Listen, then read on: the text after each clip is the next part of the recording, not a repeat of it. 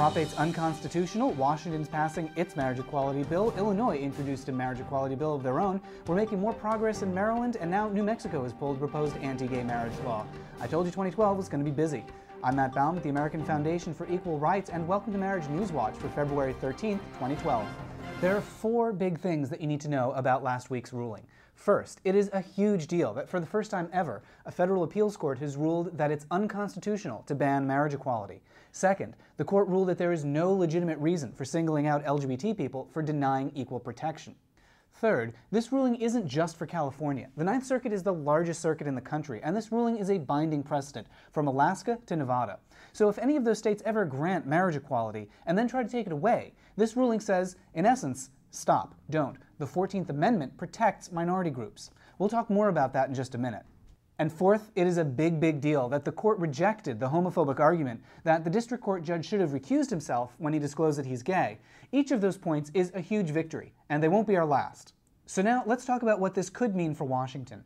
By the time you watch this, the governor will probably have signed marriage equality into law, but just like in California with Prop 8, the law doesn't take effect right away. Anti-gay activists have a few months to gather signatures to stop us from marrying. They could try to overturn the law with the referendum, which requires about 120,000 signatures, and would delay the law's start until after the election in November. Or they could try to invalidate it with an initiative, which would require 240,000 signatures, but it would probably allow marriages to start sometime between now and the election. Or they could do both, although that could work against them if voters get confused about two competing anti-gay measures. Right now, it's unclear how the ruling in the Prop 8 case could affect Washington state. But Washington is in the Ninth Circuit, and our ruling says that it's unconstitutional to take away marriage once it's been granted. So we'll be keeping a close eye on those developments. Meanwhile, a new survey in New Hampshire shows that 62% of residents oppose attempts to take away that state's marriage rights. And in New Jersey, a new survey shows that public opinion supports marriage equality with an 11-point lead, 48 to 37%. Marriage equality bills are up for a vote in the Senate on Monday, February 13th, and in the Assembly on Thursday. Also on Monday the 13th, a lobby day in Maryland. On Friday of last week, Maryland committees debated dueling bills. One would have granted marriage equality, while the other one bans it.